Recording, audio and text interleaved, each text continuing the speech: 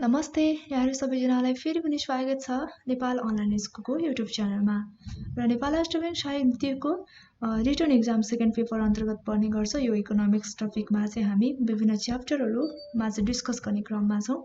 यसै क्रममा आजको यो भिडियोमा हामी च्याप्टर नम्बर 3 मा रहेको म्याक्रो इकोनोमिक्सको इन्डिकेटर्सहरु सम्बन्धमा चाहिँ डिस्कस गर्न गइरहेका छौं। सो आउनुस् आज हामीले पढ्ने विशेष गरी चाहिँ टाइटलहरु रहेको छ म्याक्रो इकोनोमिक्सको इन्डिकेटर्सहरु एकदमै इम्पोर्टेन्स पनि रहेको छ। यस भित्रका अन्य हामी टाइटलहरु चाहिँ केमा पढ्ने छौं भन्दाखेरि एउटा भनेको हामी जीडीपी पढ्ने छौं, त्यसपछि जीएनपी लाई पनि हेर्ने छौं, एसडीआई, त्यसपछि पर क्यापिटा इन्कम, त्यसैगरी इन्भेस्टमेन्ट अनि कन्जम्पसन, त्यसैगरी saving, inflation, public debt foreign र पब्लिक डेट, त्यसपछि फरेन ट्रेड र बीओपी भनेको चाहिँ ब्यालेन्स अफ पेमेन्टको बारेमा अध्ययन गर्नेछौं आजको यो भिडियोमा। यो सबै चाहिँ के रहेको छ भन्दाखेरि म्याक्रो इकोनोमिक्सको इन्डिकेटर्सहरु रहेको छ र इन्डिकेटर्समा चाहिँ अरु पनि के छ भन्दाखेरि एउटा रेमिटान्स पनि दिएको छ, त्यसपछि प्राइस इन्डेक्स पनि छ, त्यसैगरी अर्को भनेको चाहिँ हामीलाई के पनि दिएको छ भन्दाखेरि फरेन एक्सचेन्जको बारेमा नि दिएको छ। यो पनि म्याक्रो इकोनोमिक्सको इन्डिकेटर्स नै रहेको छ। तर हामी यी इन्डिकेटर्सहरुलाई चाहिँ आजको यो भिडियोमा पढ्ने छौं र बाँकी रेमिटान्स भनेको चाहिँ हामीले जुन फर्स्ट पेपरको खण्ड ख को भनेको चाहिँ बैंक तथा वित्तीय संस्थाले प्रदान गर्ने बैंकिङ सेवामा चाहिँ हामीले पढिसकेका छौं है। त्यो भिडियो त हजुरहरुले हेर्नु होला। र प्राइस इन्डेक्स भनेको चाहिँ हामी यो भिडियोमा पढ्दैनौं किनकि यो म्याथ खण्डमा चाहिँ च्याप्टर नम्बर 6 मा पढ्ने छौं प्राइस इन्डेक्स है। र फरेन एक्सचेन्जलाई पनि हामी यो भिडियोमा डिस्कस गर्दैनौं किनकि जुन चाहिँ फर्स्ट पेपरको खण्ड क को चाहिँ बैंक अथवा वित्तीय संस्थाले प्रदान गर्ने बैंकिङ सेवामा चाहिँ हामीले पढिसकेका छौं फरेन एक्सचेन्जलाई पनि। त्यसैले आजको हामी यो भिडियोमा चाहिँ छलफल गर्ने भनेको यिनै इन्डिकेटर्सहरु रहेको छ र सुरुमा चाहिँ हामी इन्डिकेटर्सहरु मध्येको के को बारेमा अध्ययन गर्न गइरहेका छौं भन्दा राष्ट्रिय आम्दानी यानि कि नेशनल इन्कम को बारेमा अध्ययन गर्छौं। त्यसपछि अन्य इन्डिकेटर्सहरुलाई क्रमैसँग डिस्कस गर्ने छौं अन्य इन्डिकेटर्सहरुमा है।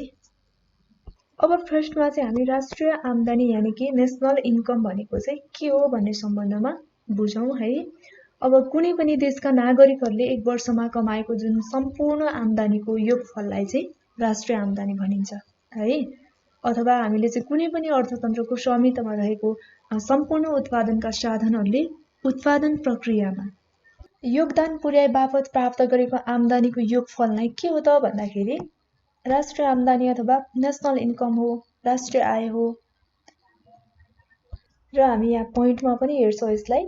एक वर्षमा कुनै पनि देशको भौगोलिक सीमा भित्र उत्पादन भएको सम्पूर्ण वस्तु तथा सेवाको खुद साधन लागतमा विदेशबाट प्राप्त खुद आम्दानी जोड्दा प्राप्त हुने आय नै के हो त भन्दाखेरि राष्ट्रिय आम्दानी अर्थात नेशनल इन्कम हो है।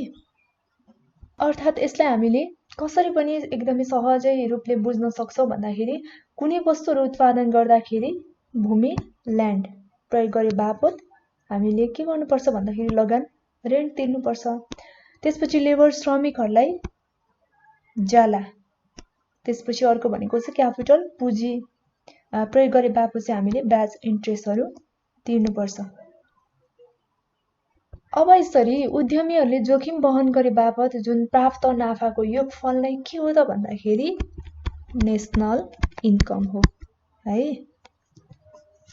अब यसलाई चाहिँ हामीले कसरी पनि सूत्रमा व्यक्त गर्न सक्छौं त भन्दाखेरि राष्ट्रिय आय भनेको जब कुनै पनि देशका सम्पूर्ण नागरिकहरूले एक वर्षमा चाहिँ आर्जन गरेको जुन आम्दानीको योग भएकोले यसलाई चाहिँ हामीले NI = y1 + y2 + y3 + yn भनेर चाहिँ हामीले यसरी व्यक्त गर्न सक्छौं। जहाँ चाहिँ y भनेको के हो त भन्दाखेरि व्यक्तिगत आम्दानी इन्डिभिजुअल इन्कम भयो, NI भनेको हामीलाई थाहा छ राष्ट्रिय आम्दानी अर्थात नेशनल इन्कम भयो। त्यसैले हामीले राष्ट्रिय आम्दानी भनेको चाहिँ अन्तिम उपभोक्तासँग भएको जुन देशको उत्पादन पद्धतिमा एक वर्ष भित्र चाहिँ प्रभावित वस्तु अथवा सेवाको खुद उत्पादन हो भनेर चाहिँ बुझ्न सक्छौं नेशनल इन्कमलाई है। यो भयो राष्ट्रिय आम्दानीको बारेमा जानकारी। अब यसपछि चाहिँ हामी राष्ट्रिय आम्दानीका विभिन्न अवधारणाहरु के रहेको छ त्यसको कन्सेप्टहरु हेर्ने छौं है। अब हामी यसमा चाहिँ राष्ट्रिय आम्दानीका विभिन्न अवधारणाहरुमा चाहिँ सबैभन्दा महत्त्वपूर्ण अवधारणालाई यहाँ हेर्ने छौं त्यस भनेको फर्स्टमा चाहिँ के छ भने कुल गृहस्थ उत्पादन यानि कि ग्रस डोमेस्टिक प्रोडक्ट जीडीपी को बारेमा अध्ययन गर्नेछौँ। अब फर्स्टमा चाहिँ यो जीडीपी भनेको चाहिँ के हो भन्ने सम्बन्धमा बुझौँ है। एक वर्षमा कुनै पनि जुन देशको भौगोलिक सीमाभित्र चाहिँ उत्पादन भएका सम्पूर्ण अन्तिम वस्तु अथवा सेवाहरूको बजार मूल्यलाई कुल गृहस्थ उत्पादन ग्रस डोमेस्टिक प्रोडक्ट अथवा जीडीपी भनेर भनिन्छ। र जुन चाहिँ अर्थव्यवस्थाभित्रका कृषि क्षेत्र भनेको चाहिँ प्राथमिक क्षेत्रमा छ, अर्को भनेको चाहिँ औद्योगिक क्षेत्र भनेको द्वितीय क्षेत्र र अन्य सेवामूलक क्षेत्रहरूबाट उत्पादन हुने अन्तिम वस्तु अथवा सेवाहरूको योगफल नै के हो त भन्दाखेरि कुल गृहस्थ उत्पादन जीडीपी हो। यसलाई चाहिँ जीडीपी भनिन्छ है। र यसलाई चाहिँ हामी निम्न सूत्रद्वारा चाहिँ व्यक्त गर्न सक्छौँ। रहेको छ GDP equals to P1 Q1 plus P2 Q2 plus PN QN भनेर चाहिँ हामी व्यक्त गर्न सक्छौँ, जहाँ चाहिँ P भनेको अन्तिम वस्तु अथवा सेवाको बजार मूल्य, त्यसपछि Q भनेको चाहिँ अन्तिम वस्तु अथवा सेवाको उत्पादन परिमाण रहेको छ। अब यसरी जीडीपीमा अन्तिम वस्तु अथवा सेवाहरूको बजार मूल्य मात्रै समावेश गर्ने गरिन्छ, अर्थात् सम्पूर्ण मध्यवर्ती जुन वस्तुहरू भनेको चाहिँ इन्टरमिडिएट गुड्सहरू चाहिँ गणना गरिँदैन। यसो गर्नुको मुख्य उद्देश्य भनेको चाहिँ जुन जीडीपी को मापन गर्दाखेरि दोहोरो गणना भनेको चाहिँ डबल काउन्टिङ नहोस् भन्ने रहेको छ है। र जीडीपीले अब खर्च विधिहरूबाट पनि गणना गर्न सकिन्छ। अब यस विधि अनुसार चाहिँ जीडीपी कुल गृहस्थ खर्च, त्यसपछि जीडीपी कुल गृहस्थ खर्चसँग चाहिँ जीडीई सँग चाहिँ बराबर हुन्छ है। भनेको चाहिँ के हुन्छ भन्दाखेरि जीडीपी इक्वल्स टु जीडीई हुन्छ है। र जीडीपी चाहिँ अब एउटा बन्द प्रकारको अर्थव्यवस्था क्लोज्ड इकोनोमीमा पनि गणना गर्न सकिन्छ, जसलाई चाहिँ हामी यो सूत्रबाट व्यक्त गर्न सक्छौँ। GDP equals to C plus I plus G। यसमा चाहिँ के हुन्छ? C भनेको कन्जम्सन एक्सपेन्डिचर भनेको चाहिँ उपभोग खर्च, त्यसपछि I भनेको इन्भेस्टमेन्ट एक्सपेन्डिचर भनेको चाहिँ लगानी खर्च, अनि G भनेको चाहिँ गभर्नमेन्ट एक्सपेन्डिचर भनेको सरकारी खर्च। र यो भयो हामीले कुल गृहस्थ उत्पादन यानि कि ग्रस डोमेस्टिक प्रोडक्ट जीडीपी को बारेमा पढिसकेका छौँ। अब यसपछि जीडीपी का प्रकारहरूमा चाहिँ अथवा यो जीडीपी को टाइप्सहरू चाहिँ के रहेको छ भन्दाखेरि एउटा टाइप्स भनेको चाहिँ नोमिनल जीडीपी भयो है। त्यसपछि अर्को भनेको चाहिँ रियल जीडीपी रहेको छ। यसलाई चाहिँ हामी यहाँ भिन्नता सँगसँगै हामी के बुझ्न सक्छौँ भन्दाखेरि एउटा रियल जीडीपी भनेको के हो, त्यसपछि भनेको अर्को नोमिनल जीडीपी भनेको चाहिँ के हो भनेर बुझ्न सक्छौँ। यो बुझेपछि हामीलाई डिफरेन्सहरू पनि छुट्याउन आउँछ अथवा थाहा हुनेछ है। अब हामी यहाँ रियल र नोमिनलको बारेमा हेर्नेछौँ, यो के रहेको छ यिनीहरूमा फरक भनेर। अब फर्स्टमा चाहिँ हामी वास्तविक जीडीपीमा चाहिँ के छ भन्दाखेरि यो चाहिँ आधार वर्षको आधारमा गणना गरिन्छ है। अब मौद्रिक चाहिँ वर्तमान मूल्यको आधारमा गणना गरिन्छ। त्यसैगरी नम्बर 2 मा अर्को डिफरेन्सहरू के रहेको छ भन्दा उत्पादनमा आएको परिवर्तनले गर्दा जीडीपीमा चाहिँ परिवर्तन आउँछ। केमा आएको? उत्पादनमा आएको परिवर्तनले है। त्यसपछि त मौद्रिक तर्फ चाहिँ नोमिनल जीडीपीमा चाहिँ के हुन्छ भन्दा मूल्यमा आएको परिवर्तनले मौद्रिक जीडीपीमा परिवर्तन आउँछ। हामीले के बुझ्नु पर्यो? वास्तविकमा चाहिँ उत्पादनमा आएको परिवर्तन, त्यसपछि यता नोमिनल मौद्रिकमा चाहिँ मूल्यमा आएको परिवर्तनले जीडीपीमा परिवर्तन ल्याउँछ। त्यसपछि तेस्रो नम्बरमा छ रियल जीडीपीले चाहिँ अर्थतन्त्रको यथार्थ स्थितिहरूको चित्रण गर्ने गर्छ। यहाँ यथार्थ स्थितिको चित्रण भयो। त्यसपछि मौद्रिक नोमिनल जीडीपीले अर्थतन्त्रको वास्तविक स्थितिको चित्रण गर्न सक्दैन है। त्यसपछि चौथोमा भनेको चाहिँ real GDP equals to P0 Q1 plus P0 Q2 equals to plus P0 QN रहेको छ भने यता नोमिनल मौद्रिकमा चाहिँ हामी GDP equals to P1 Q1 plus P2 Q2 equals dot plus PN QN गरेर चाहिँ गणना गर्छौँ। र यो चाहिँ भयो वास्तविक जीडीपी यानी कि रियल जीडीपी र मौद्रिक नोमिनल जीडीपी को बारेमा फरकहरू। यो सँगसँगै वास्तविक जीडीपी कस्तो प्रकारको हो र मौद्रिक नोमिनल जीडीपी के हो भनेर पनि हामीले यहाँबाट थाहा पाइसकेका छौँ। अब यसपछि चाहिँ हामी जीडीपी डिफ्लेटरको बारेमा पढ्नेछौँ। अब सुरुमा हामी यो जीडीपी डिफ्लेटर भनेको चाहिँ के हो भन्ने सम्बन्धमा बुझौँ है।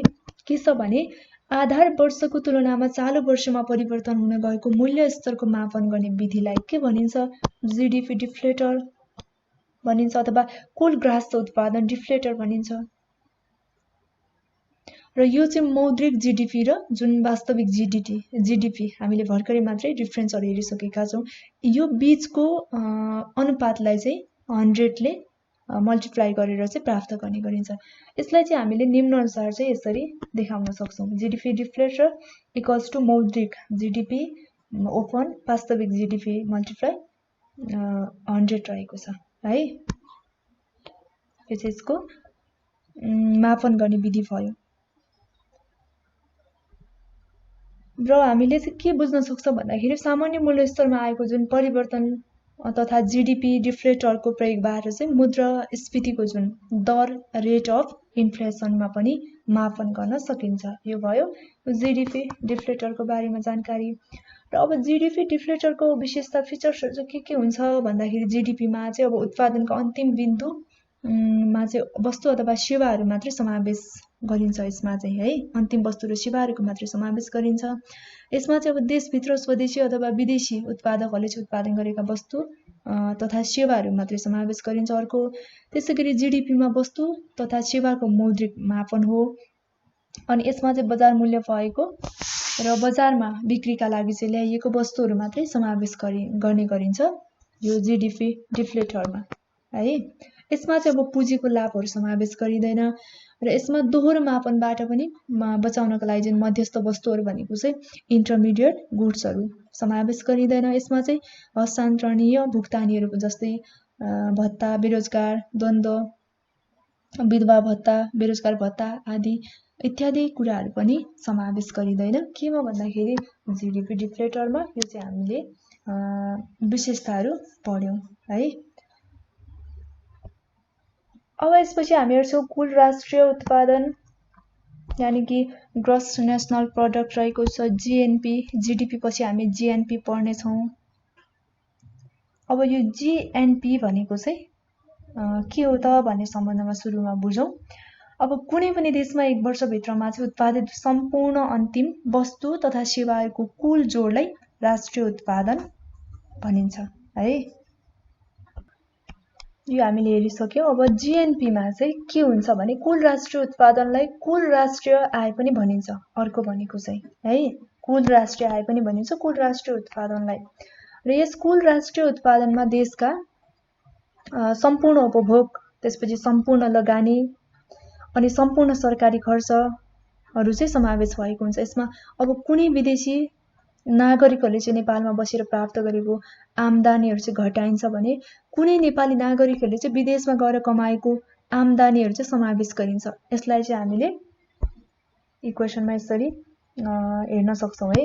यो जीएनपी को GNP equals to GDP plus net income from abroad X minus M. यसमा चाहिँ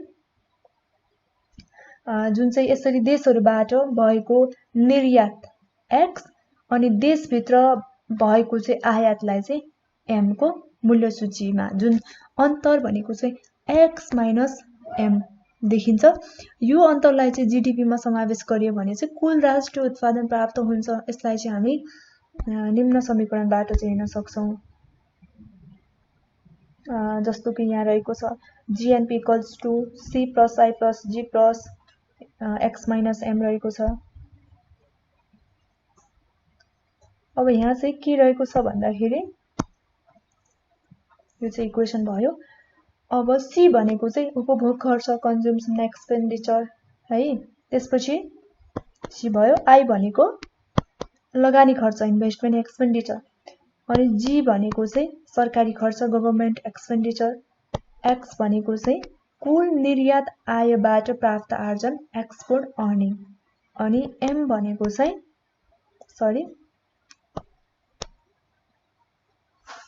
एम भनेको चाहिँ कुल आयका लागि चाहिँ लाग्ने खर्च भनेको इम्पोर्ट एक्सपेन्सेस। र यो चाहिँ के रहेको छ त भन्दाखेरि एक्स माइनस एम भनेको चाहिँ के रहेको छ भन्दाखेरि वैदेशिक आम्दानी रहेको छ है।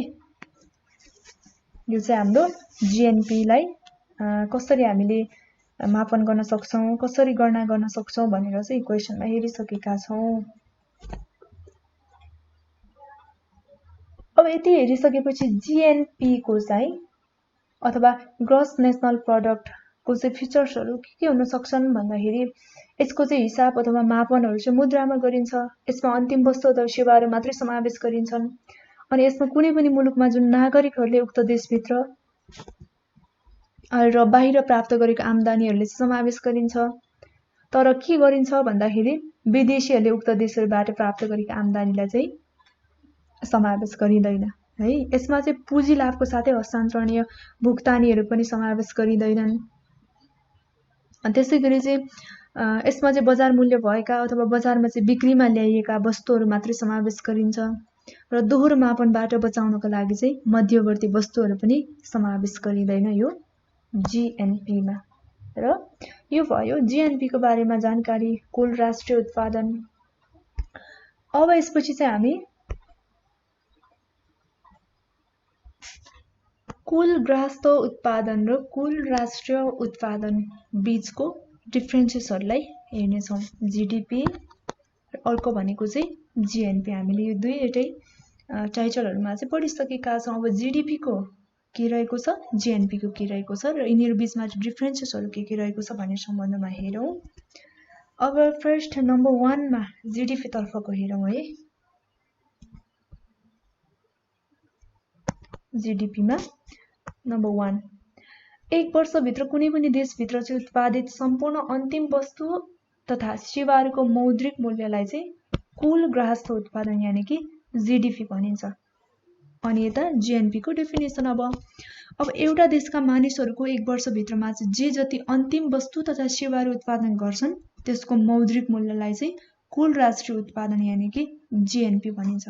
यो फर्स्टमा चाहिँ के भयो, डिफरेन्सेसन भनेको डेफिनेसन भयो। अब नम्बर 2 मा दोस्रोमा हेरौं के छ भने यसले चाहिँ भनेको जीडीपी तर्फको यसले मुलुकको आन्तरिक उत्पादन क्षमतालाई चाहिँ प्रतिनिधित्व गर्दछ। आन्तरिक उत्पादनको क्षमतालाई देशभित्रको जीडीपी ले है। त्यसपछि जीएनपी ले चाहिँ यसले मुलुक बाहिरको भनेको चाहिँ यो जीडीपी इन्टरनल भयो। अब जीएनपी ले चाहिँ एक्सटर्नल अथवा मुलुक बाहिरका उत्पादनहरूलाई समावेश गर्ने भएकोले मुलुकको आन्तरिक उत्पादन क्षमतालाई काको भन्दाखेरि देशको आन्तरिक उत्पादन क्षमतालाई चाहिँ सही अर्थमा प्रतिनिधित्व गर्न सक्दैन।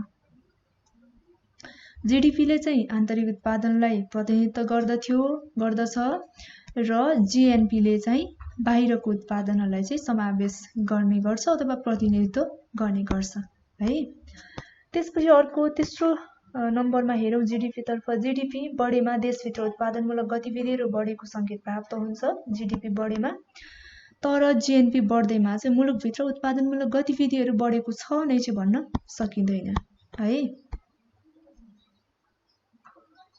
त्यसैगरी चौथो नम्बरमा हेरौं विदेशीले नेपालमा चाहिँ गरेको उत्पादन नेपालको जीडीपी हो। हेर्नुस् है, यहाँ विदेशीले नेपालमा गरेको उत्पादन नेपालको जीडीपी हो तर नेपालीले विदेशमा गरेको उत्पादन नेपालको जीडीपी होइन। अब जीएनपी तर्फ। जीएनपी मा चाहिँ के छ भने विदेशीले नेपालमा गरेको उत्पादन नेपालको जीएनपी होइन। अब तर नेपालीले चाहिँ विदेशमा गरेको उत्पादन नेपालको लागि चाहिँ के हो त, जीएनपी हो है। यो डिफरेन्स रहेको छ। त्यसैगरी अर्को पाँचौं नम्बरमा छ GDP equals to GNP minus NFIA रहेको छ र जीएनपी तर्फ चाहिँ एनएफआईए लाई चाहिँ प्लस गरेको छ। जीडीपी मा माइनस गर्नु पर्यो र जीएनपी मा चाहिँ प्लस गर्नु पर्यो। त्यसपछि छैटौं नम्बरमा छ यो साँघुरो अवधारणा हो जीडीपी अनि यो जीएनपी चाहिँ के हो त भन्दाखेरि फराकिलो अवधारणा हो। र यी 5-6वटा हामीले डिफरेन्सेसहरु चाहिँ हेरिसकेका छौं जीडीपी र जीएनपी बीचमा। र अब हामी हेर्दै छौं मानव विकास सूची यानी कि ह्युमन डेभलपमेन्ट इन्डेक्स एसडीआई को बारेमा पढ्ने छौं है। अब यो एसडीआई चाहिँ राम्रो सम्मान योग्य जीवनको लागि चाहिँ आम्दानी, शिक्षा, प्राप्ति र औसत उमेरमा चाहिँ आधारित रहेको हुन्छ। एउटा आम्दानी भयो, त्यसपछि शिक्षा प्राप्ति र औसत उमेरमा आधारित रहेको छ। र जब मानव विकास साधन र साध्य दुवै हो भन्ने चाहिँ यो सिद्धान्तले मानव जीवनलाई चाहिँ जोड दिन्छ र अरू मुख्य साधनहरूले जुन उसको जीवन निर्वाहलाई चाहिँ असर पुर्याउँदछ। र अब एचडिआईले पनि प्रत्येक देशमा चाहिँ 0 स्केलदेखि चाहिँ 1 सम्म यिनै विकासका 3 तत्त्वहरूका आधारमा चाहिँ स्तर कायम गरेको हुन्छ। र यी 3 जुन विकासका मापनहरूलाई चाहिँ प्रयोग गरेर एचडिआईले विश्वका देशहरूलाई चाहिँ 3 समूहमा विभाजन गर्ने गरिन्छ। यो चाहिँ एचडिआई भयो। र यसमा चाहिँ के हुन्छ भने मानव विकासको जुन सापेक्षित मापन हो, तर यो चाहिँ के हो त भन्दाखेरि पूर्ण मापन भन्ने चाहिँ होइन एचडिआई है। यसले चाहिँ अब विकासको अन्तरमा चाहिँ दीर्घ जीवन, ज्ञान र भौतिक छनौटहरूमाथि पनि प्रकाश पार्ने गर्छ। अनि एचडिआईलाई चाहिँ अब विकास नाप्नको लागि सबैभन्दा उत्तम सिद्धान्त पनि मान्न सकिन्छ, किनकि यसले चाहिँ एक्लैले धेरै महत्त्वपूर्ण आम्दानीका तत्त्वहरूबाट चाहिँ कम विकसित देशहरूमा जुन गरिबहरूको कल्याणलाई चाहिँ निर्धारण गर्ने गर्दछ।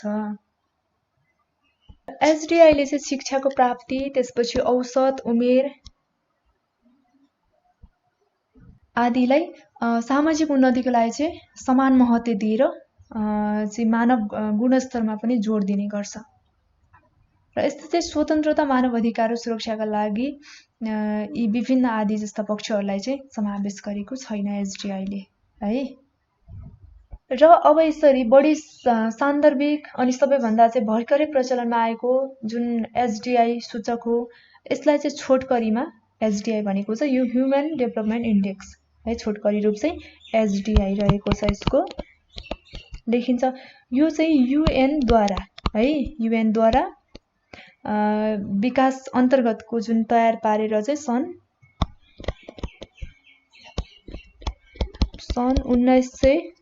1990 देखि चाहिँ प्रयोगमा ल्याएको हो। यो चाहिँ यो युएनद्वारा चाहिँ प्रयोगमा ल्याएको एचडिआईको प्रचलन अथवा प्रयोग। यो चाहिँ हामीले मानव विकास सूची अथवा एचडिआईको बारेमा अध्ययन गरिसकेका छौँ। अब यसपछि चाहिँ खुद राष्ट्रिय उत्पादन यानि कि नेट नेसनल प्रोडक्ट एनएनपी को बारेमा अध्ययन गरौँ। खुद राष्ट्रिय उत्पादन है। अब खुद राष्ट्रिय उत्पादन भन्नाले चाहिँ के बुझ्ने अथवा कसरी बुझ्ने भन्दाखेरि खुद राष्ट्रिय उत्पादन जुन एनएनपी भन्नाले चाहिँ कुल राष्ट्रिय उत्पादनलाई पुँजीगत वस्तुहरूको जुन मूल्य ह्रास डिप्रिसिएसनलाई चाहिँ घटाएपछि बाँकी रहेको उत्पादनको भाग हो भनेर चाहिँ हामीले बुझ्नुपर्छ है। उत्पादनको जुन सिलसिलामा प्रयोग हुने मेसिन, औजार, त्यसैगरी उपकरण, साधन आदि जुन पुँजीगत वस्तुहरूको निश्चित जीवन अनुगमन गरिएको हुन्छ र ती पुँजीगत वस्तुहरूको जीवनकालभित्र चाहिँ प्रत्येक वर्ष निश्चित दरमा चाहिँ केही रकमहरू चाहिँ ह्रासका रूपमा भनेको चाहिँ डिप्रिसिएसनको रूपमा घट्टा गरिरहेको हुन्छ है। अब जुन यो उपकरण, विभिन्न मेसिन, औजारहरूको उपकरण अथवा पुँजीगत वस्तुहरूको चाहिँ निश्चित जीवनकालको अनुमान गरिन्छ र ती वस्तुहरूको चाहिँ अब जीवनकालभित्र चाहिँ अनुमान गरिएको निश्चित समयभित्र चाहिँ निश्चित दरमा एउटा डिप्रिसिएसनको रेट पनि निश्चित गरिएको हुन्छ। त्यसलाई चाहिँ प्रत्येक दरमा चाहिँ केही वर्ष निश्चित रकमहरू चाहिँ कट्टा गर्ने गरिन्छ। त्यसैले गर्दा यो एनएनपीलाई चाहिँ हामीले कसरी गर्नुपर्छ, यसको इक्वेसन के छ भन्दाखेरि NNP equals to GNP minus depreciation गर्ने है। यो चाहिँ भयो हाम्रो खुद राष्ट्रिय उत्पादन भनेको नेट नेसनल प्रोडक्ट एनएनपी भयो।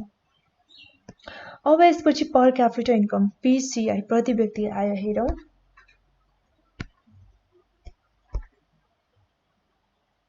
अब प्रति व्यक्ति आय भनेको चाहिँ के हो भन्ने सम्बन्धमा कुनै देशमा सम्पूर्ण व्यक्ति अथवा परिवारहरूले एक वर्षभित्रमा प्राप्त गर्ने वास्तविक कुल प्रति व्यक्ति आयको योगलाई चाहिँ के भनिन्छ? व्यक्तिगत आम्दानी भनिन्छ।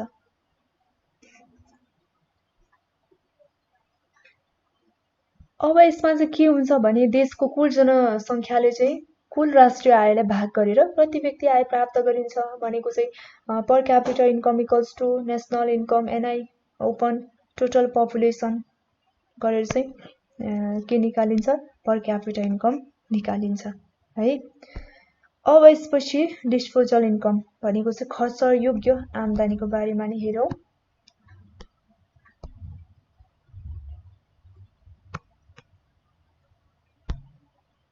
अब यो खर्च योग्य आम्दानी यानी कि डिआई भनेको चाहिँ के हो भन्दाखेरि कुनै पनि देशका सम्पूर्ण व्यक्ति अथवा परिवारले एक वर्षभित्रको कुल आम्दानीबाट सरकारलाई चाहिँ प्रत्यक्ष कर तिरिसकेपछि बाँकी रहेको आम्दानीलाई चाहिँ व्यय योग्य यानी कि आम्दानी भनेको चाहिँ डिस्पोजल इन्कम भनिन्छ है। र यसलाई चाहिँ हामीले यसरी निकाल्न सक्छौँ। यसको गणना विधि के रहेको छ भन्दाखेरि disposal income DI equals to personal income भनेको पिआई माइनस डाइरेक्ट ट्याक्सेस भनेको चाहिँ डिआई, जुन चाहिँ कुनै पनि देशका सम्पूर्ण व्यक्ति अथवा परिवारहरूले चाहिँ एक वर्षभित्रमा गरेको कुल आम्दानीबाट चाहिँ सरकारलाई तिर्नुपर्ने प्रत्यक्ष कर चाहिँ तिरिसकेपछि चाहिँ बाँकी रहेको आम्दानीलाई चाहिँ के भनिन्छ भन्दाखेरि खर्च योग्य आम्दानी भनेर भनिन्छ। यो चाहिँ डिआई भयो है।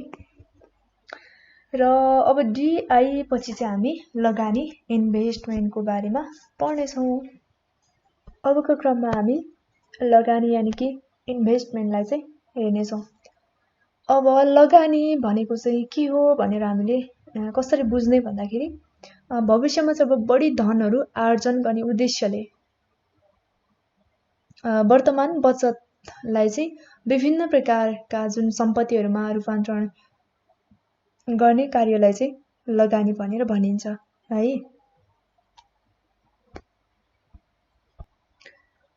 त्यसै गरी भविष्यमा जुन अतिरिक्त लाभ आर्जन गर्ने उद्देश्यले वर्तमान उपभोगलाई चाहिँ कटौती गर्ने र उपभोगमा जुन गरिएको कटौतीबाट चाहिँ सृजना हुने बचतलाई चाहिँ विभिन्न प्रकारका सम्पत्तिहरूमा गरिने खर्चलाई चाहिँ के भनिन्छ भन्दाखेरि लगानी भनिन्छ। र भविष्यमा अतिरिक्त प्रतिफलहरू प्राप्त गर्ने उद्देश्यले अथवा बढी उपभोग गर्ने उद्देश्यले वर्तमान समयमा है वास्तविक र वित्तीय सम्पत्तिहरू खरिद गर्नुपर्ने के हो त भन्दाखेरि हामीले अर्को तरिकाबाट बुझ्दाखेरि त्यो पनि लगानी नै हो। र लगानीको लागि चाहिँ हामीले कसरी बुझ्ने भन्दाखेरि भविष्यमा अतिरिक्त लाभहरू आर्जन गर्ने उद्देश्यले वर्तमान उपभोगलाई कटौती गर्ने र उपभोगमा गरिएको कटौतीबाट सृजना हुने बचतलाई विभिन्न प्रकारका सम्पत्तिहरूमा गरिने खर्च नै के हो त भन्दाखेरि लगानी हो।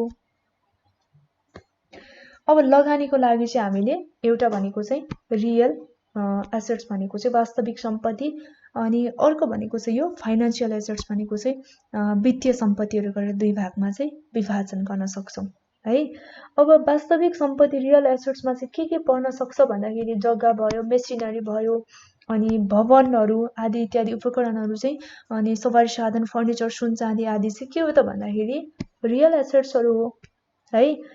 त्यसपछि अर्कोतिर चाहिँ यो फाइनान्शियल एसेट्स यानी कि वित्तीय सम्पत्ति भनेको चाहिँ वास्तविक सम्पत्ति माथिको अधिकारको प्रतिनिधित्व गर्ने र ससाना अंशहरूमा चाहिँ विभाजन गर्न सकिने सम्पत्तिहरू जस्तो कि अब शेयर भयो, ऋणपत्र भयो, यी आदिलाई चाहिँ के भनिन्छ भन्दाखेरि वित्तीय सम्पत्ति भनेको चाहिँ फाइनान्शियल एसेट्स भनिन्छ। त्यसैले लगानी भन्नाले चाहिँ अब भविष्यमा सकारात्मक दरमा चाहिँ प्रतिफलहरू पाउने आशामा कोष रकमहरू चाहिँ सुम्पनु हो, अनि यही लगानीहरू उचित तरिकाले गरिएको छ भने चाहिँ लगानीकर्ताले समानुपातिक रूपमा प्रतिफलहरू पनि प्राप्त गर्दछ, जहाँ चाहिँ जोखिमहरू पनि त्यस्तै प्रकारले अनुमान गरिएको पनि हुन्छ है। यो भयो लगानीको सम्बन्धमा हामीले डिस्कस गरिसकेका छौँ। अब लगानीलाई पनि हामी यहाँ हेर्दैछौँ। यो चाहिँ लगानीको प्रकार रहेको छ, विशेष गरी दुई भागमा चाहिँ विभाजन गर्न सकिन्छ लगानीलाई। एउटा भनेको चाहिँ स्वचालित लगानी, अर्को भनेको चाहिँ प्रेरित लगानी। अब यिनीहरू बीचको डिफ्रेन्सहरू हेरौँ है, अथवा यो स्वचालित लगानी भनेको के हो र प्रेरित लगानी भनेको चाहिँ के हो भन्ने सम्बन्धमा।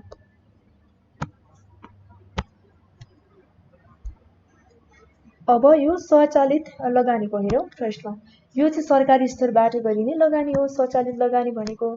अनि यो प्रेरित लगानी भनेको चाहिँ यो नाफाको उद्देश्यले निजी स्तरबाट गरिने लगानी हो। एउटा सरकारी स्तरबाट भयो स्वचालित भनेको चाहिँ, अनि प्रेरित भनेको चाहिँ निजी स्तरबाट हुने भयो, प्राइभेट सेक्टरबाट। अनि दोस्रोमा भनेको यसमा चाहिँ प्रत्यक्ष रूपमा लाभको भावना राखिँदैन यसमा। र प्रेरित लगानीमा यसमा चाहिँ प्रत्यक्ष रूपमा लाभको भावना राखिन्छ अथवा यो चाहिँ लाभको भावनासँग सम्बन्धित हुन्छ।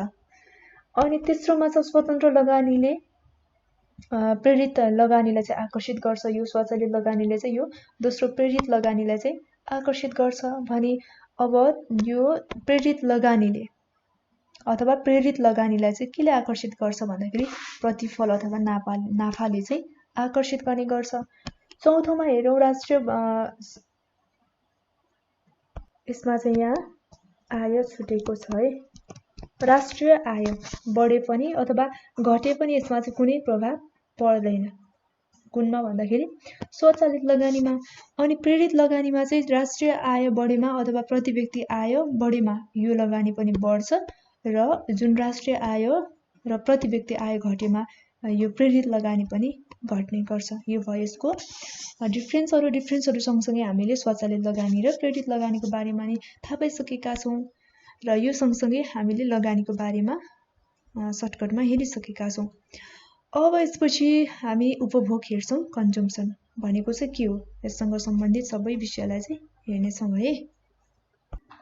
अब फर्स्टमा चाहिँ हामी उपभोग भनेको के हो भन्ने सम्बन्धमा हेरौँ। वस्तु वा सेवाहरूमा रहेको उपयोगिता भनेको चाहिँ युटिलिटी, अर्थात् मानिसको आवश्यकताहरू पूरा गर्न सक्ने क्षमता नष्ट गरी आवश्यक पूरा गर्ने कार्यलाई चाहिँ के भनिन्छ, उपभोग भनिन्छ। यो चाहिँ कन्जम्सन रहेको छ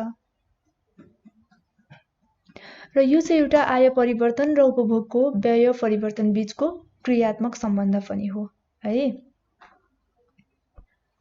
र सामान्यतया उपभोग फलन भनेको चाहिँ जुन कन्जम्सन फङ्सन्स भन्नाले चाहिँ उपभोगको खर्च यसलाई निर्धारण गर्ने जुन तत्त्वहरूको प्राविधिक सम्बन्धलाई चाहिँ जनाउने गर्छ। र उपभोग फलन कुनै पनि वस्तुहरूको अब उपभोग खर्च यसलाई प्रभाव पार्ने तत्त्वहरूको चाहिँ प्राविधिक सम्बन्धलाई जनाउँछ है। त्यसैगरी विभिन्न तत्त्वहरूसँग चाहिँ सम्बन्धित हुन्छ यो उपभोग फलन। वास्तवमा भन्नुपर्दा चाहिँ जुन उपभोग र उपभोक्तालाई चाहिँ प्रभाव पार्ने तत्त्वहरू बीचको जुन सम्बन्ध नै के हो त भन्दाखेरि उपभोग फलन हो। र यो चाहिँ उपभोग प्रविधि समेत हो यो उपभोग फलन भनेको चाहिँ। र उपभोग जुन आश्रित चर हो भने चाहिँ यसका जुन निर्धारक तत्त्वहरू चाहिँ अनाश्रित चरहरू हुन्छन् है। तसर्थ जुन उपभोगको निर्धारक तत्त्वहरू परिवर्तन हुँदाखेरि उपभोग फलनहरूमा चाहिँ परिवर्तन हुन्छ। र अब किन्सका अनुसार चाहिँ उपभोग के हो भन्ने सम्बन्धमा उपभोग भनेको चाहिँ आम्दानीको धनात्मक फलन हो, जसमा चाहिँ आम्दानी बढ्दा उपभोग पनि बढ्छ भने तर एक निश्चित स्तरको आए पश्चात चाहिँ आम्दानी बढ्दै जाँदा मानिसको बचत गर्ने प्रविधि बढ्ने हुँदा आम्दानी बढे भन्दा कम दरमा चाहिँ उपभोग वृद्धि हुन्छ। कसको अनुसार, किन्सको अनुसार। र त्यसैले चाहिँ अब आम्दानी र उपभोगहरू बीचमा चाहिँ नन प्रोपोर्सनल रिलेसनसिप चाहिँ रहन्छ है। र कन्जम्सन फङ्सन्सलाई चाहिँ जुन लिनियर इक्वेसनमा चाहिँ हामी यसरी देखाउन सक्छौँ। यहाँ रहेको छ C = A + B by where जहाँ चाहिँ A भनेको स्वचालित उपभोग रहेको छ अनि B भनेको चाहिँ सीमान्त उपयोग प्रविधि रहेको छ है। अब यसपछि उपभोग फलन अथवा उपभोग प्रवृत्तिमा चाहिँ प्रभाव पार्ने तत्त्वहरूलाई हामी हेर्नेछौँ। अब उपभोग फलन अथवा उपभोग प्रवृत्तिमा चाहिँ प्रभाव पार्ने तत्त्वहरू दुईवटा तत्त्वहरू रहेको छ। फर्स्टमा चाहिँ आत्मनिष्ठ वा विषयगत तत्त्व भनेको चाहिँ सब्जेक्टिभ फ्याक्टर्सहरू भयो। अनि नम्बर 2 मा अर्को भनेको चाहिँ विषयगत तत्त्वहरू भनेको चाहिँ अब्जेक्टिभ फ्याक्टर्सहरू रहेको छ। ओके, यो चाहिँ वस्तुगत तत्त्वहरू रहेको छ है। वस्तुगत तत्त्वहरू भनेको चाहिँ अब्जेक्टिभ फ्याक्टर्सहरू रहेको छ। अब यसमा प्रभाव पार्ने तत्त्वहरूलाई हेरौँ। फर्स्टमा चाहिँ हामी आत्मनिष्ठ वा विषयगत यानि कि सब्जेक्टिभ फ्याक्टर्सहरूले चाहिँ कसरी प्रभाव पार्छ भन्ने सम्बन्धमा हामी यहाँ 4-5वटा फ्याक्टर्सहरू हेर्नेछौँ। फर्स्टमा सुरक्षाको कारणले कसरी प्रभाव पार्छ त भन्दाखेरि आकस्मिक दुर्घटना अब रोग आगलागी क्षति आदिका लागि चाहिँ रकमहरू बचत गर्ने प्रविधिले चाहिँ के हुन्छ भन्दाखेरि उपभोगहरू चाहिँ घट्न जान्छ, यसले पनि प्रभाव पार्छ। अर्को भनेको चाहिँ नक्कल देखासेखी अथवा प्रविधि, यस्तो देखासेखी गर्ने प्रविधिले नै प्रभाव पार्ने गर्छ है। अब गरिबहरूले चाहिँ जुन धनीहरूको नक्कल गरेर अनावश्यक फजुल खर्च गरेर चाहिँ उपभोग बढाउने गर्छन्, जुन चाहिँ के हो त अनुचित हो, यसले पनि प्रभाव पार्ने गर्छ। अर्को भनेको चाहिँ सुधारात्मक भावना अथवा चाहना, यसमा चाहिँ अब जीवनस्तरमा सुधार ल्याउनका लागि चाहिँ बचत गर्ने प्रविधिले गर्दा उपभोगमा पनि कमी आउँछ, यसले पनि प्रभाव पार्छ। त्यसैगरी अर्को भनेको वित्तीय सुरक्षा, अब कुनै पनि फर्म अथवा कम्पनीहरूले चाहिँ भविष्यमा क्षति वा हानि नोक्सानीहरू समाधानका लागि आम्दानीको केही अंशहरू चाहिँ बचत कोषमा जम्मा गर्छन्, जस्तै पनि उपभोग चाहिँ घट्न जान्छ है। अर्को भनेको चाहिँ भविष्यको उद्देश्य, अब भविष्यमा चाहिँ चर्को ब्याज दरमा लगानीहरू गर्ने उद्देश्यले वर्तमानमा चाहिँ बचत गर्ने प्रविधिले गर्दा पनि के हुन्छ भन्दाखेरि उपभोग घट्न जान्छ। र अर्को भनेको चाहिँ धनको मोह, अब मानिसहरूको धन संग्रह गर्ने कन्जुस गर्ने बानीले गर्दा चाहिँ ज्यादै न्यूनतम खर्चहरू गर्छन्, यसबाट पनि उपभोग चाहिँ घट्न जान्छ। अब यो त भयो विषयगत तत्त्वहरू है। अब वस्तुगत तत्त्वहरू चाहिँ के रहेको छ हेरौँ। फर्स्टमा भनेको चाहिँ आय वितरण रहेको छ। अब आय वितरणले चाहिँ कसरी प्रभाव पार्छ भन्दाखेरि समाजमा जुन आयको बाँडफाँडहरू चाहिँ असमान छ भने उपभोग प्रवृत्ति पनि फरक फरक हुन्छ। त्यस कारणले गर्दाखेरि के हुन्छ भने गरिबहरूले आफ्नो सम्पूर्ण आम्दानी र उपभोगमा चाहिँ खर्च गर्नै पर्ने बाध्यताहरू हुन्छ है। अर्को नम्बर बीमा छ बजार मूल्य। अब यदि बजारमा चाहिँ वस्तुहरूको मूल्यमा चाहिँ उतार चढाव आएमा उपभोगहरूमा पनि उतार चढाव आउँछ अनि वस्तुको मूल्यहरू चाहिँ घट्दा उपभोग पनि बढ्छ भने मूल्य बढेमा चाहिँ के हुन्छ, त्यसको अपोजिट उपभोग घट्छ, यसले पनि त्यसैले प्रभाव पार्छ। अर्को भनेको ब्याज दरको प्रभाव। अब ब्याज दर बढ्दाखेरि उपभोग घट्छ भने ब्याज दर घट्दाखेरि ठिक त्यसको अपोजिट के हुन्छ, उपभोग बढ्छ।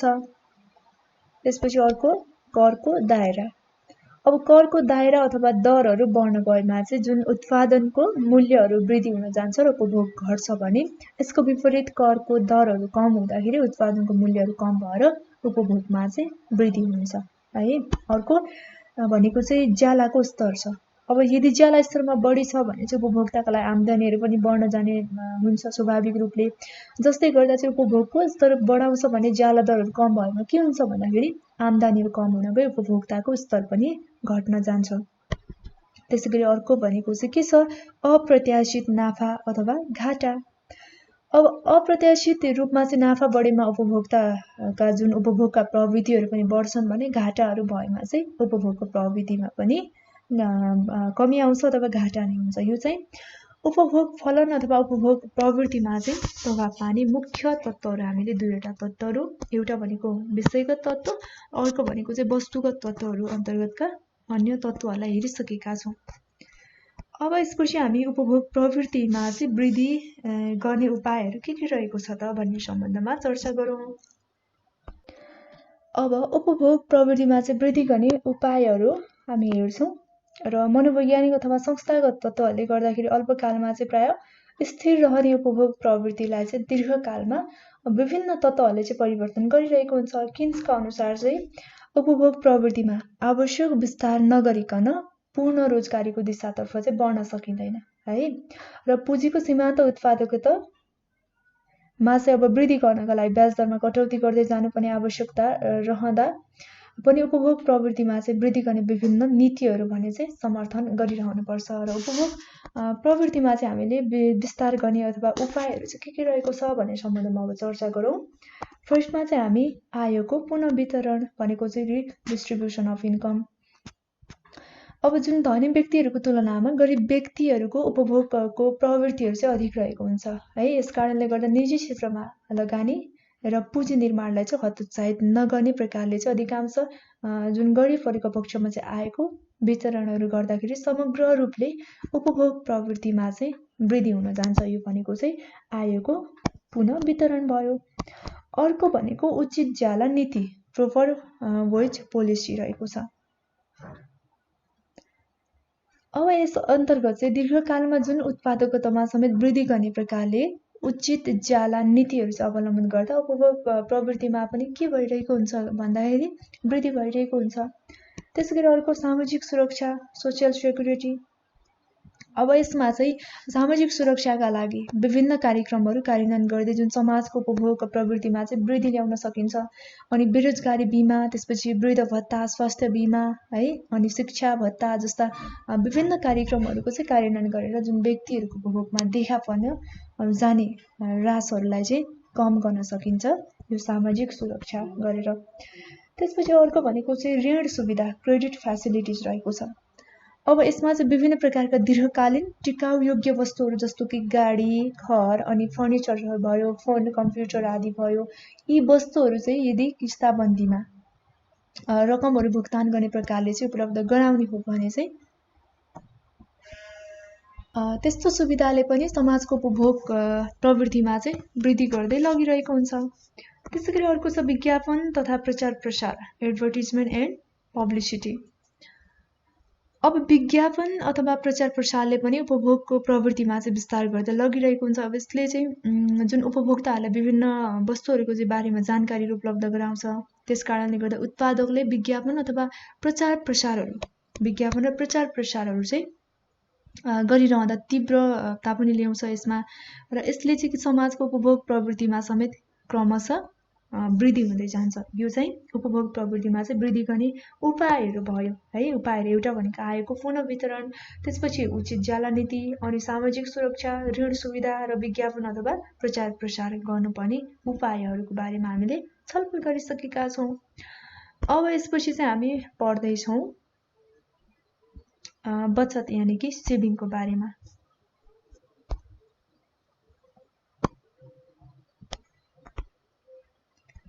अब पहिलो कुरा बचत भनेको चाहिँ कसरी बुझ्ने अथवा बचत भनेको के हो भन्दाखेरि बचत अथवा सेभिङ भनेको चाहिँ जुन आम्दानीको एउटा अंश हो है। प्राय चाहिँ भविष्यमा आइपर्न सक्ने विभिन्न आपद विपदहरूको सामना गर्न र रकमहरू सङ्कलन गरेर चाहिँ उत्पादनमूलक क्षेत्रहरूमा चाहिँ लगानी गर्न वर्तमानको आम्दानीबाट चाहिँ के रकमहरू जम्मा गरिन्छ भने त्यो नै वास्तवमा के हो त भन्दाखेरि बचत हो।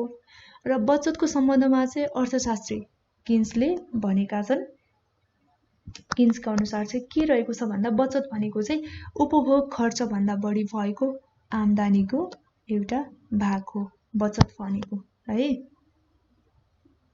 त्यस कारणले गर्दा अब कुल आम्दानीबाट चाहिँ उपभोग खर्चहरू घटाएपछि बाँकी रहेको रकम नै बचत हो। यसलाई चाहिँ हामी यो समीकरणबाट चाहिँ अझ स्पष्ट पार्न सक्छौँ है। y = c + s अथवा s = y - c भनेको s भनेको सेभिङ, त्यसपछि y भनेको इन्कम अनि c भनेको कन्जम्सन एक्सपेन्डिचर है। त्यसपछि अब बचतको बारेमा हामीले थाहा पाइसकेका छौँ। अब चाहिँ हामी बचतलाई प्रभाव पार्ने निर्धारक तत्त्वहरू के रहेको छ भन्ने सम्बन्धमा चर्चा गरौँ। अब चाहिँ हामी बचतलाई प्रभाव पार्ने विभिन्न निर्धारक तत्त्वहरूको बारेमा छलफल गर्नेछौँ। पहिलो तत्त्व रहेको छ आय स्तर, इन्कम लेभल। यो आय स्तरले कसरी प्रभाव पार्ने गर्छ हेरौँ। यसमा चाहिँ के हुन्छ भने आम्दानी बचतहरूको चाहिँ प्रमुख निर्धारक तत्त्व हो है। र आम्दानीमा भएको वृद्धिले गर्दा अब जनताको बचत गर्ने क्षमतामा पनि वृद्धि गर्दछ र आम्दानीको स्तरहरू कम भयो भने बचत गर्ने क्षमता पनि कमै हुन्छ, बचतमा पनि कमी नै आउँछ। यो चाहिँ आय स्तर है, यसले पनि प्रभाव पार्छ। अर्को आयको विवरण अथवा वितरण रहेको छ, डिस्ट्रिब्युसन अफ इन्कम रहेको छ है। अब यसले चाहिँ कसरी प्रभाव पार्छ त भन्दाखेरि समान आम्दानीको जुन वितरणहरू हुँदाखेरि उपभोगहरू बढ्ने हुनाले चाहिँ बचतहरू कम हुन्छ र असमान वितरण भएमा अब उपभोगहरू कम हुने हुनाले बचत पनि बढी हुन्छ। त्यसैले आयको वितरणले पनि बचतलाई प्रभाव पार्ने गर्छ। अर्को भनेको ब्याज दर, इन्ट्रेस्ट रेट। अब यो ब्याज दरले चाहिँ कसरी प्रभाव पार्छ भन्दाखेरि सामान्यतया ब्याज दर र बचतहरू बीचमा चाहिँ सकारात्मक सम्बन्ध रहेको हुन्छ। अब ब्याज दरहरू बढी हुँदाखेरि व्यक्तिगत आम्दानी अथवा सम्पत्तिहरू बढ्ने हुन्छ र बचतको मात्रा बढ्छ है। त्यसपछि ब्याज दरहरू घट्दाखेरि अब बचत गर्ने दरहरू पनि घट्दै जान्छ है। अब अर्को भनेको जनसाङ्ख्यिक तत्त्व डेमोग्राफिक फ्याक्टर्स रहेको छ। अब यसले चाहिँ कसरी प्रभाव पार्छ भन्दाखेरि जुन जनसङ्ख्याको उमेरगत बनोटले चाहिँ बचतहरूको निर्धारण गर्दछ। अब 18 वर्षभन्दा कम है, त्यसपछि 60 वर्षभन्दा बढी उमेरका जुन मानिसहरूको सङ्ख्याहरू बढी हुनुले पनि आर्थिक रूपमा चाहिँ सक्षम जनसङ्ख्याको मात्राहरू चाहिँ कम छ भन्ने पनि बुझिन्छ। र यस्तो अवस्थामा चाहिँ अब आयको तुलनामा बचतहरू घटाउँछ र किनकि यस अर्थ व्यवस्था अथवा अवस्थामा चाहिँ जुन आम्दानीको स्तर नै कम भइदिन्छ। यो जनसाङ्ख्यिक तत्त्वले पनि बचतलाई चाहिँ प्रभाव पार्ने गर्छ। अब अर्को भनेको चाहिँ मूल्य स्तर प्राइस लेभलले कसरी प्रभाव पार्छ भन्दा मूल्य स्तरहरू बढ्दाखेरि उपभोग खर्चहरू बढ्ने हुनाले चाहिँ कम बचत हुन्छ र मूल्य स्तरहरू चाहिँ घट्छ अनि उपभोग खर्च पनि घट्नाले चाहिँ अब धेरै बचत हुन्छ। त्यसैले यसले पनि असर पार्छ। अर्को भनेको चाहिँ बचत गर्ने बानी सेभिङ ह्याबिट। अब व्यक्तिहरूले चाहिँ बचत गर्ने बानीले पनि बचतलाई चाहिँ प्रभाव पार्ने गर्छ है। अनि व्यक्तिको अब बचतप्रतिको धारणा धन सम्पत्तिहरू देखाउने इच्छा आदिमा पनि भर पर्छ के रहेको छ यस सम्बन्धमा धारणाहरू भन्ने। र भविष्यप्रतिको चिन्ता कम हुने व्यक्तिले पनि के गर्छ त भन्दाखेरि बचत कमै गर्छ र बढी चिन्ता हुने व्यक्तिले अब त्यही अनुसारको बचत गरिरहेको हुन्छ। त्यसैले गर्दा बचतलाई चाहिँ प्रभाव पार्ने निर्धारक तत्त्वहरू चाहिँ हामीले एउटा आय स्तर हेऱ्यौँ, त्यसपछि आयको वितरणको बारेमा जानकारी पायौँ, अनि ब्याज दर जनसाङ्ख्यिक तत्त्व है, त्यसपछि मूल्य स्तर र बचत गर्ने बानी, यी सम्पूर्ण तत्त्वहरूले चाहिँ बचतलाई प्रभाव पार्ने गर्दछ है। यो भयो बचतको सम्बन्धमा। अब यसपछि मुद्रास्फीति यानि कि इन्फ्लेसनको बारेमा पढ्छौँ है।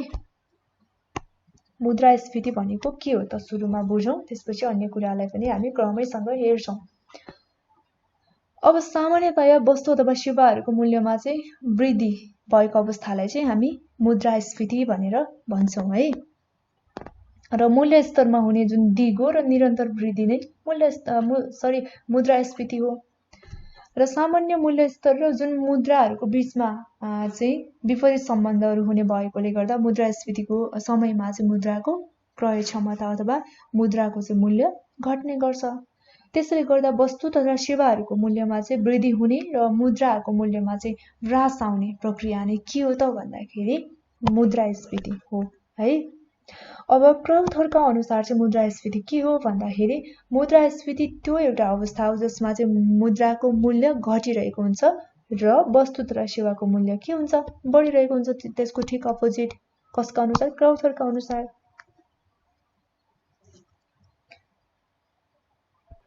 त्यसैले हामीले मुद्रास्फीति भनेको चाहिँ कसरी बुझ्ने भन्दाखेरि विभिन्न आर्थिक अथवा गैर आर्थिक तत्त्वहरूका कारणले गर्दा अर्थतन्त्रमा सामान्य मूल्य स्तरमा निरन्तर हुन जाने वृद्धि र मुद्राको मूल्यमा हुन जाने गिरावट नै के हो त भन्दाखेरि इन्फ्लेसन अथवा मुद्रास्फीति हो है।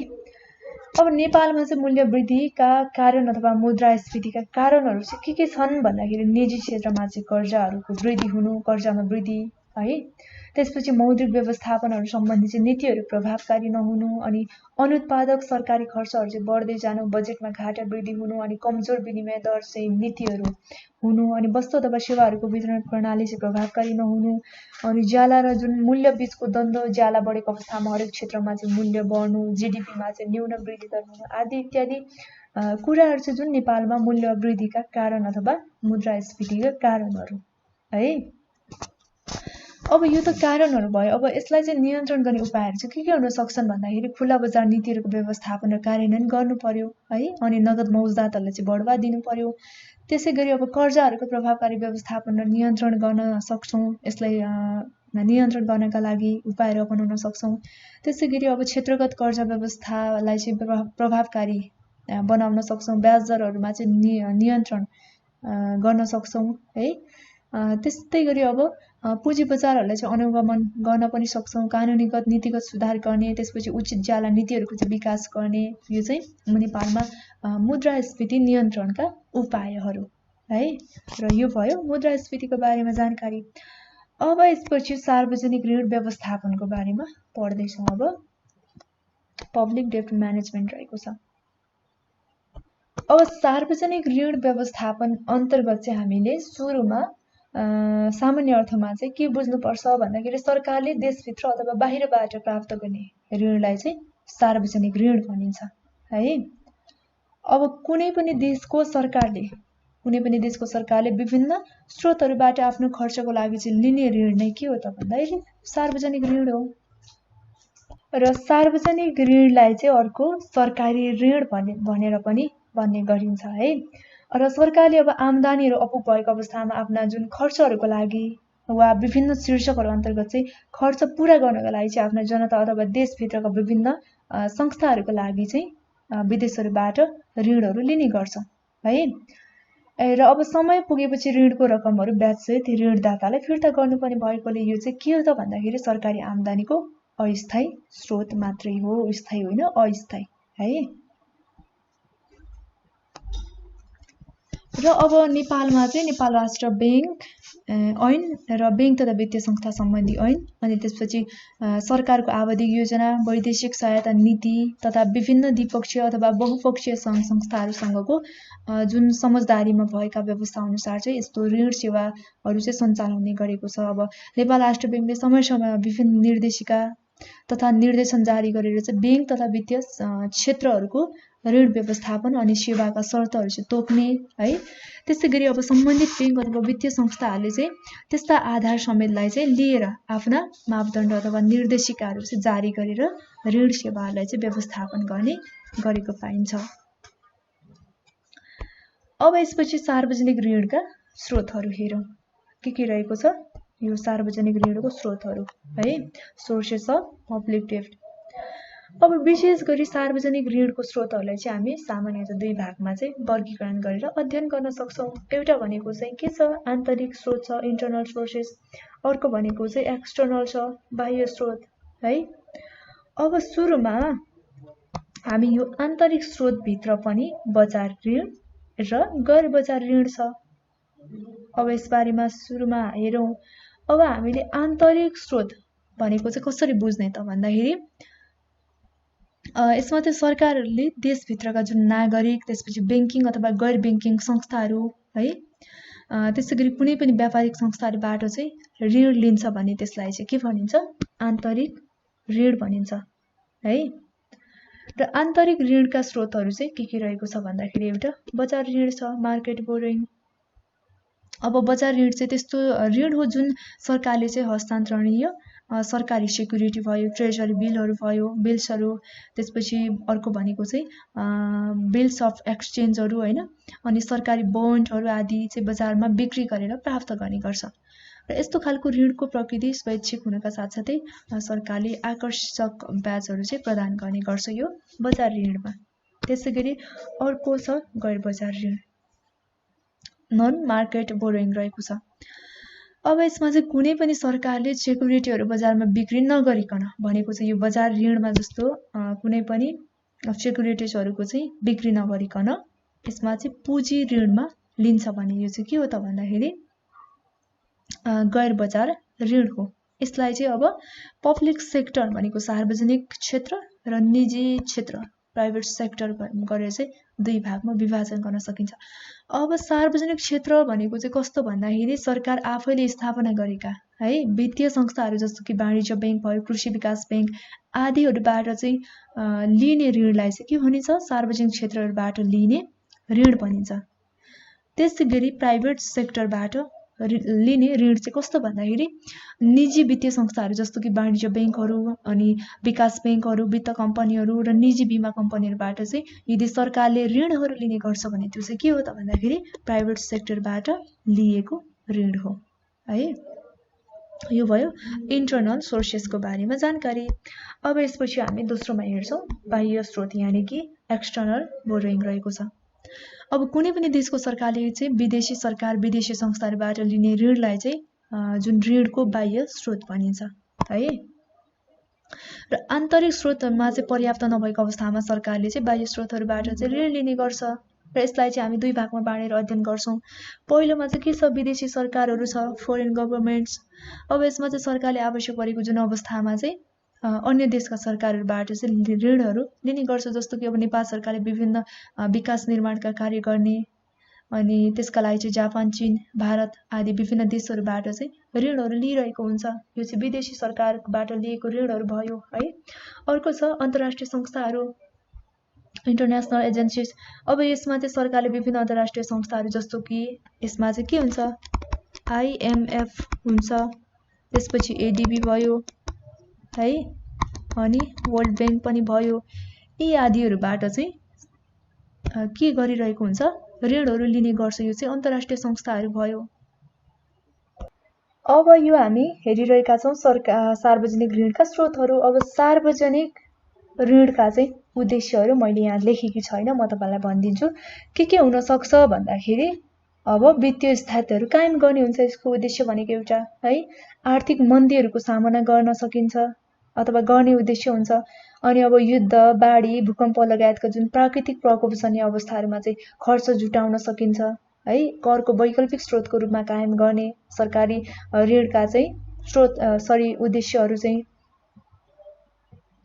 त्यसै गरी चाहिँ अब आर्थिक विकासका लागि आवश्यक स्रोत अथवा साधनहरू जुटाउनु है, लगानी अथवा साधनहरू बीचको खाडलहरू चाहिँ पुरा गर्नु, ग्यापहरू चाहिँ। अब नागरिक प्रतिको दायित्वहरू पुरा गर्नु, मुद्रा बजारहरू चाहिँ एकदमै सुदृढ बनाउनु, यो चाहिँ के हो त, सरकारी ऋणका उद्देश्यहरू। अब जुन सार्वजनिक ऋणको महत्त्व अथवा आवश्यकताहरू चाहिँ प्रयोगहरू चाहिँ के हुन सक्छ भन्दा आपतकालीन समय, युद्ध, प्राकृतिक प्रकोप है, बेरोजगारी समस्या नियन्त्रण गर्ने, अनि आर्थिक विकास आदि कार्यका लागि चाहिँ रकम अभाव भएमा चाहिँ रकमहरू सङ्कलन गर्नमा चाहिँ सहयोग गर्ने गर्छ। त्यसपछि अब यसले चाहिँ लोक कल्याणकारी सामाजिक आर्थिक जुन विकासका कार्यहरू सञ्चालन गरेर चाहिँ सरकारलाई पनि सघाउ पुर्याउँछ। सरकारले चाहिँ सघाउ पुर्याउनमा महत्त्वपूर्ण भूमिका खेल्नको साथसाथै सार्वजनिक ऋणको उचित व्यवस्थापनले चाहिँ आर्थिक विकासमा समेत सहयोग पुग्ने गर्छ। र अर्को भनेको चाहिँ अब आर्थिक मन्दीको जुन समयमा जनताको क्रय शक्ति बढाउन पनि सहयोग गर्छ है, किन्ने शक्ति बढाउनमा पनि सहयोग गर्ने गर्छ आर्थिक मन्दीको समयमा। र सरकारका लागि चाहिँ अब नीतिहरू कार्यान्वयन गर्नमा पनि सहयोग गर्छ। अनि मुद्रा प्रदायलाई चाहिँ अनियन्त्रित ढङ्गबाट हुन दिँदैन। यसको चाहिँ उचित व्यवस्थापनले चाहिँ मुद्रा बजारलाई पनि एकदमै सुदृढ गर्नमा चाहिँ मद्दत पुर्याउँछ। यो चाहिँ सार्वजनिक ऋणको महत्त्व अथवा आवश्यकता प्रयोगहरू है। र यो चाहिँ हामीले सार्वजनिक ऋण सम्बन्धी पढिसकेका छौँ है। अब यसपछि हामी अन्तर्राष्ट्रिय व्यापार यानि कि फरेन ट्रेडको बारेमा पढौँ। अब अन्तर्राष्ट्रिय व्यापार भनेको चाहिँ के हो भन्ने सम्बन्धमा सुरुमा बुझौँ है। यसमा चाहिँ के छ भन्दाखेरि एउटा देशको सीमाभित्र विभिन्न व्यक्ति अथवा समूहहरू बीचमा चाहिँ वस्तु अथवा सेवाहरूको खरिद बिक्री हुने कार्यलाई चाहिँ के भनिन्छ, अन्तर्राष्ट्रिय व्यापार यानि कि इन्टरनेसनल ट्रेड भनिन्छ।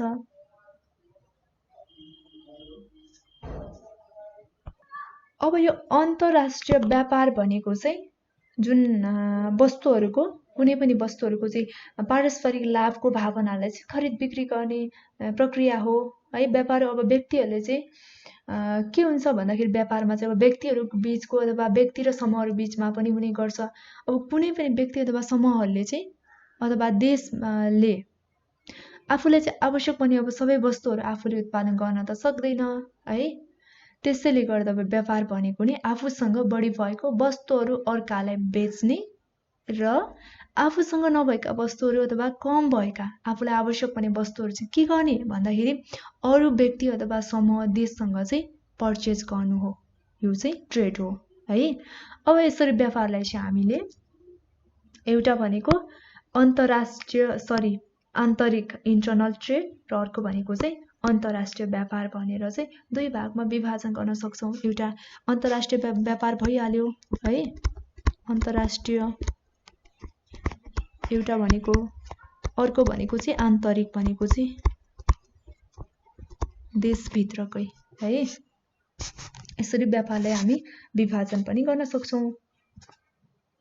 अब आन्तरिक व्यापार भनेको चाहिँ कस्तो प्रकारको व्यापार हो भन्दाखेरि एउटा देशको सीमाभित्र विभिन्न व्यक्ति अथवा समूहहरू बीचमा चाहिँ वस्तु अथवा सेवाहरूको खरिद बिक्री हुने कार्य चाहिँ के हो त, आन्तरिक व्यापार हो भने। अब यो अन्तर्राष्ट्रिय व्यापार भनेको चाहिँ के बुझ्ने भन्दाखेरि दुई अथवा सोभन्दा बढी देशहरूको बीचमा है। अन्तर्राष्ट्रिय भन्ने बित्तिकै 2 अथवा सोभन्दा जति पनि देशहरू सोभन्दा बढी जुन मुलुकहरूको बीचको व्यक्ति अथवा समूहहरू बीचमा चाहिँ हुने व्यापार चाहिँ के हो त भन्दाखेरि अन्तर्राष्ट्रिय व्यापार यानि कि इन्टरनेसनल ट्रेड हो।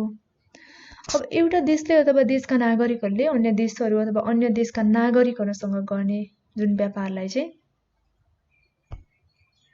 अन्तर्राष्ट्रिय व्यापार यानि कि इन्टरनेसनल ट्रेड भनिन्छ। यसलाई चाहिँ वैदेशिक व्यापार यानि कि फरेन ट्रेड भनेर पनि भन्ने गरिन्छ है। अथवा अर्को के पनि भन्न सक्छौँ भन्दाखेरि बाह्य व्यापार भनेको चाहिँ एक्सटर्नल ट्रेड पनि भनेर हामी बुझ्छौँ यसलाई।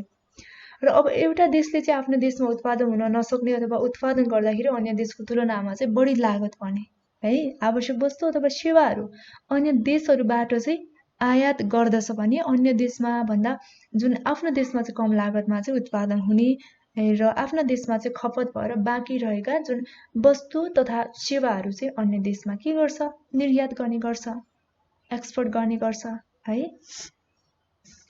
र अत हामीले अब कसरी बुझ्ने अथवा के हो त व्यापार भनेको भन्दा अन्तर्राष्ट्रिय व्यापारले चाहिँ एउटा देश र अर्को देशहरू बीचमा हुने वस्तु अथवा सेवाहरूको आयात अथवा निर्यातलाई चाहिँ जनाउने गर्छ है अन्तर्राष्ट्रिय व्यापार भन्नाले। र यो भयो अन्तर्राष्ट्रिय व्यापारको बारेमा डेफिनेसन, यसको मिनिङ हामीले कसरी बुझ्ने भन्ने सम्बन्धमा।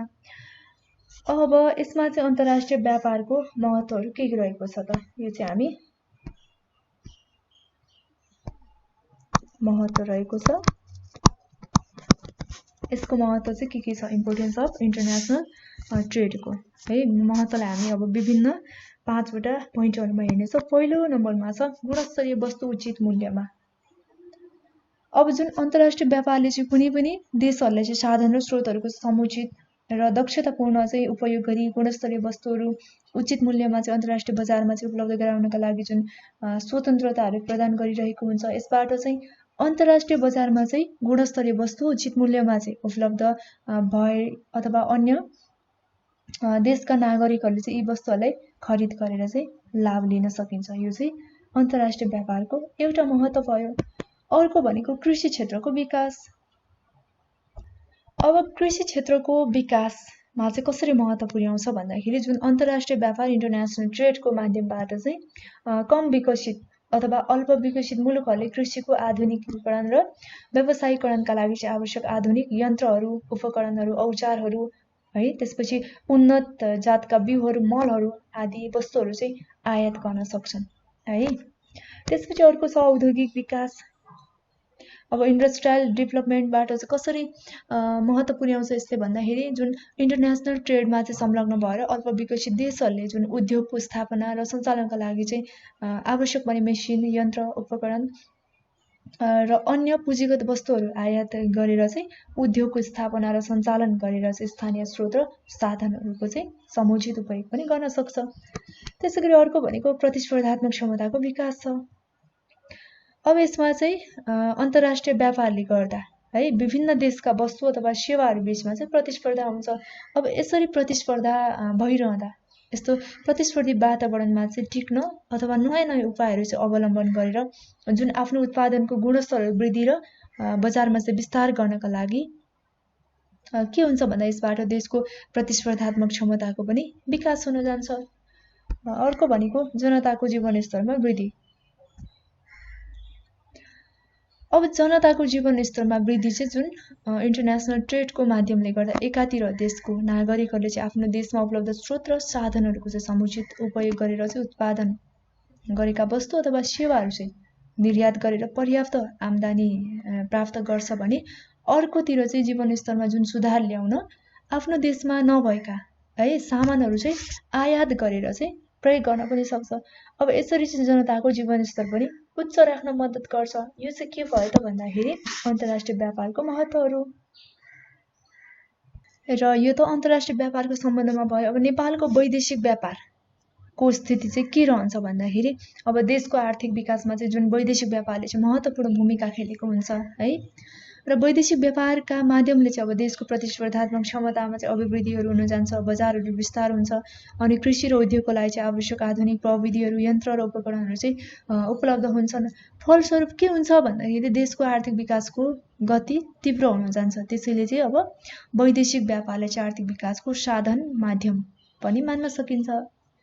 र नेपालको वैदेशिक व्यापारमा चाहिँ के छ भन्दाखेरि सन् 1951 भन्दा अगाडि है, सन् 1951 भन्दा अगाडि चाहिँ नेपालको वैदेशिक व्यापारहरू भारत र चीनको तिब्बतसँग मात्र सीमित थियो है। र सन् 1951 पछिको कुरा अब है, पछि सुरुमा चाहिँ भारत र चीनको तिब्बतसँग मात्रै सीमित थियो। अब सन् 1951 पछि चाहिँ विश्वका अन्य थुप्रै मुलुकहरूसँग चाहिँ नेपालको व्यापारिक सम्बन्धहरू विस्तार भएको छ। र ती मुलुकहरूमा चाहिँ जापान भयो अनि संयुक्त राज्य America, Germany, Malaysia, Singapore, Thailand अनि कुवेत, फ्रान्स, बङ्गलादेश, स्पेन आदि देशहरू चाहिँ रहेका छन्। र नेपालको वैदेशिक व्यापारहरू तीव्र रूपमा बढिरहेको छ, तर आयातको वृद्धि दर जुन निर्यातको वृद्धि दर भन्दा चाहिँ निकै उच्च छ। भनेको चाहिँ हामीले निर्यात गर्ने वस्तुहरू भन्दा हामीले आयात गर्ने भित्राउने वस्तुहरूको मात्रा चाहिँ उच्च छ। त्यसैले नेपालको बढ्दो व्यापार घाटाको अवस्थालाई चाहिँ चित्रण गर्छ, जुन नेपालको वैदेशिक व्यापारको चाहिँ एउटा मुख्य समस्या हो। त्यसैले नेपालको चाहिँ व्यापार घाटा रहेको छ है। यो भयो नेपालको वैदेशिक व्यापार सम्बन्धमा जानकारी। अब यसपछि हामी भुक्तान सन्तुलन यानि कि ब्यालेन्स अफ पेमेन्टको बारेमा पढ्नेछौँ। अब भुक्तान सन्तुलन भनेको चाहिँ के हो भन्ने सम्बन्धमा हेरौँ है। सुरुमा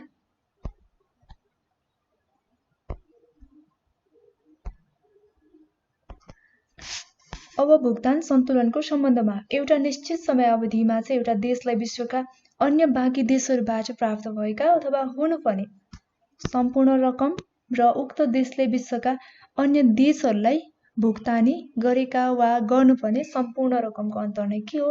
उक्त देशको शोधनान्तर स्थिति अथवा भुक्तान सन्तुलन भनेको ब्यालेन्स अफ पेमेन्ट हो है। र अब व्यापार सन्तुलनमा चाहिँ भौतिक वस्तुहरू मात्रै समावेश गरिन्थ्यो भने भुक्तान सन्तुलनमा चाहिँ भौतिक जुन भिजुअल र अभौतिक सेवा दुवै समावेश गरिएको हुन्छ।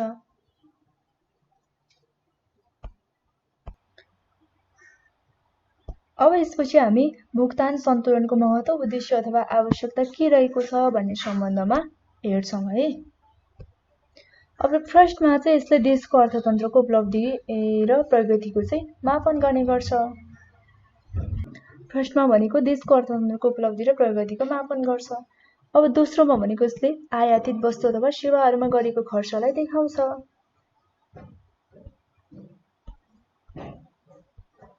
दोस्रोमा भनेको आयातित वस्तु र सेवाहरूमा गरेको खर्चलाई देखाउने गर्छ। अब तेस्रोमा भनेको यसले देशभित्रिएका र देशबाट चाहिँ बाहिरिएका विदेशी मुद्राहरूको परिमाणलाई पनि देखाउने गर्छ। देशमा भित्रिएका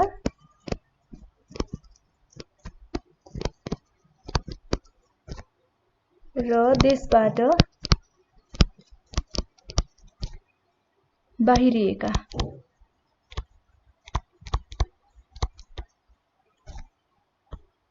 विदेशी मुद्राको परिमाणलाई देखाउने गर्छ। यो भयो भुक्तानी सन्तुलनको महत्त्व अथवा उद्देश्य र आवश्यकता। त्यसका साथसाथै अब यो चाहिँ आर्थिक नीतिहरू जस्तो कि व्यापार नीति है, अनि विदेश विनिमय नीति, मौद्रिक नीति अनि वित्तीय नीति आदिको तर्जुमा गर्ने उपयोगी माध्यम पनि रहेको छ है। यो भयो भुक्तान सन्तुलन अथवा ब्यालेन्स अफ पेमेन्टको चाहिँ इम्पोर्टेन्स, त्यसपछि अब्जेक्टिभ्स र यसको निडहरू के रहेको छ अथवा आवश्यकता के रहेको छ भन्ने सम्बन्धमा। अब यसपछि व्यापार सन्तुलन र भुक्तान सन्तुलन बीचको चाहिँ हामी डिफरेन्सहरू हेरौँ ल।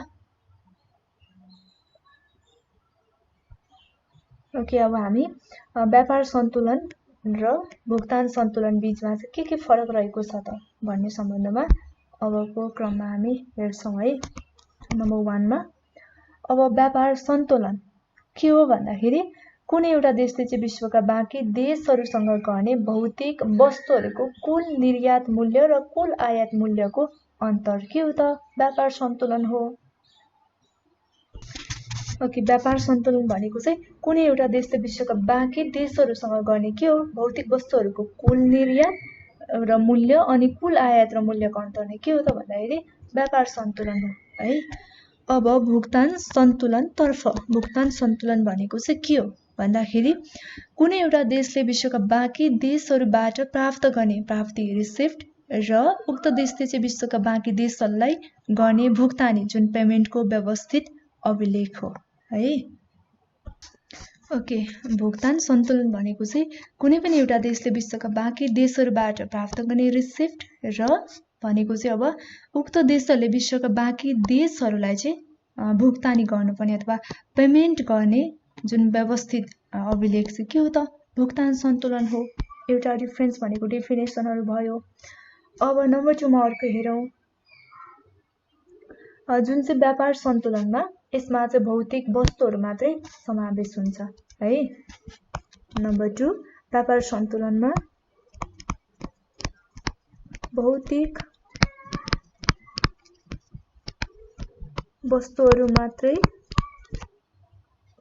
समावेश हुन्छ यहाँ। केमा भन्दाखेरि व्यापार सन्तुलनमा अब भुक्तान सन्तुलनमा यसमा चाहिँ के समावेश हुन्छ भन्दाखेरि भौतिक र जुन अभौतिक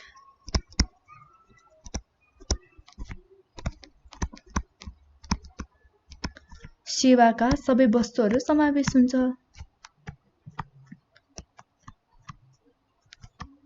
सबै समावेश हुन्छ है। यसमा चाहिँ भौतिक अभौतिक जुन सेवाका वस्तुहरू चाहिँ दुवै समावेश हुन्छ। त्यसैगरी नम्बर 3 जुन चाहिँ व्यापार सन्तुलनतर्फ, अब व्यापार सन्तुलनले पूर्ण रूपमा चाहिँ देशको आर्थिक उपलब्धि अथवा प्रगतिको स्तर देखाउन सक्दैन है। यसमा चाहिँ के हुन्छ भन्दाखेरि पूर्ण रूपमा